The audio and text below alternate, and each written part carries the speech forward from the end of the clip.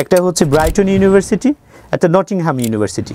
দুইটা ইউনিভার্সিটি আমার PhD chance হয়, কিন্তু আমার স্কলারশিপ ছিল না। তারপর আমি অ্যাপ্লাই করলাম সুইজারল্যান্ড, ফ্রান্স, ইতালি, পোল্যান্ড।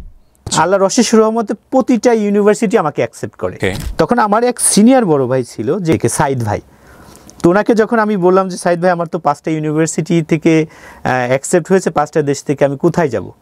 আর তুমি পোল্যান্ড যেতে পারো, কারণ এই যে ইউনিভার্সিটি তোমার অ্যাকসেপ্ট হয়েছে এটা অনেক পুরাতন ইউনিভার্সিটি, 450 বছর বয়স, 9 জন নোবেল প্রাইজ পেয়েছে, এবং এদের রিসার্চ র্যাঙ্কিং অনেক ভালো, এবং তোমার ফুল স্কলারশিপ আছে, এবং এত বেশি এক্সপেন্সিভও না, তুমি এখানে আসতে পারো। আমি তখন পোল্যান্ডে চলে আসি, পোল্যান্ডে অ্যাপ্লাই করি। খুব তাড়াতাড়ি আমার সাবজেক্টটা খুব পপুলার হয়ে যায় পুরো ইউনিভার্সিটিতে। আমার ছিল contribution of social business model to solve social issue. Social business হচ্ছে প্রফেসর মোহাম্মদ ইউনুস স্যারের যে মাইক্রো ক্রেডিট, এইটা